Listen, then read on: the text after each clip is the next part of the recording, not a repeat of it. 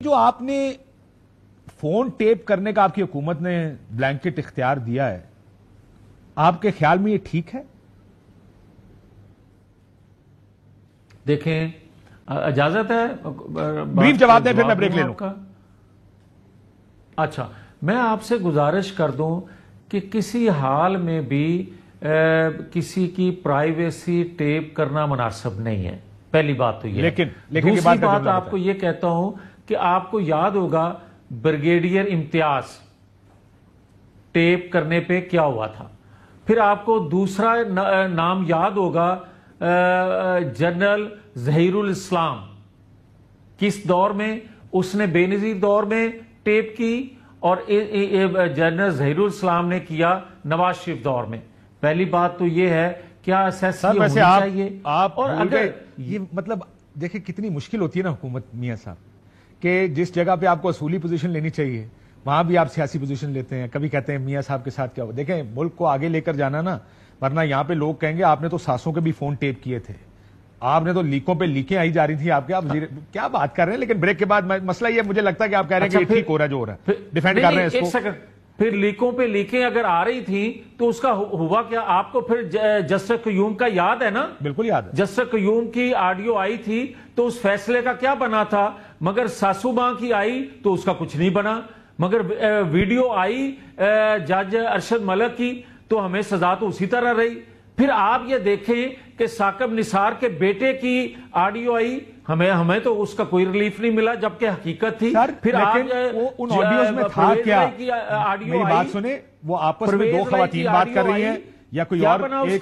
میری بات سنیں، کوئی اور بات کرے، تھوڑا کانٹیکسٹ بھی دیکھا کریں میاں صاحب. یہ بڑی زیادتی والی بات ہے. آپ ملک قیوم کی بات کر رہے ہیں جس میں شہباز شریف ملک قیوم کو کہہ رہے ہیں انہوں نے اتنی سزا دینی ہے، اتنے کرنا ہے، میاں صاححب کا آرڈر ہے، اور یہاں پر گفتگو کسی اور چیز پہ ہو رہی ہے. اگر وہ فرض کریں کسی کی سپورٹر ہیں بھی، رک جائیں. یہ بڑی مزے کی بات ہے کہ آپ لوگ کس حد تک جا کے ڈیفینڈ کر رہے ہیں.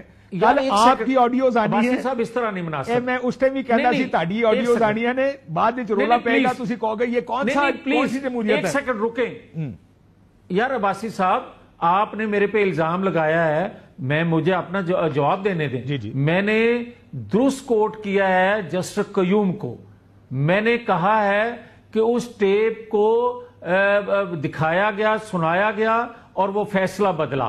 پھر مجھے یہ بتائیں کہ کیا پرویز لائی کی آڈیو جو جسٹس صاحب تھے نقوی صاحب ان کے ساتھ آئی، اس کا فیصلہ بدلا؟ کیا تھا اس آڈیو میں؟ وہی فیصلہ ہوا. اس آڈیو میں تھا کیا؟ میں آپ کو یہ کہتا ہوں، اس آڈیو میں کیا تھا؟ ارشد ملک کی سر اس آڈیو میں کیا تھا؟ فیصلہ بدلا. میاں صاحب اس آڈیو میں کیا تھا جو ابھی آپ کہہ رہے ہیں پرویز الائی؟ آڈیو میں پرویز الائی والی آڈیو جو، ہاں، جب انہوں نے کہا کہ وہ ڈی آئی جی ڈوگر صاحب جو ہیں ان کا بھی کیس آپ پہ لگا ہوا ہے، پھر انہوں نے کہا محمد خان پٹھی جو ہے وہ آپ کے پاس آیا ہوا ہے تو اس کو بھی ذرا دیکھنا ہے، اور اگلے دن ان کو ریلیف ملا. بالکل ٹھیک ہے.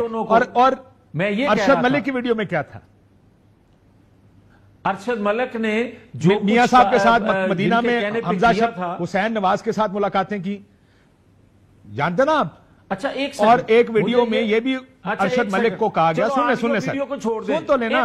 ایک ویڈیو میں یہ بھی کہا گیا میاں صاحب کو آپ کی پہلی ویڈیو پسند نہیں آئی. یہ ارشد ملک کو کہا جا رہا ہے جو ویڈیو ریکارڈ کر رہے ہیں.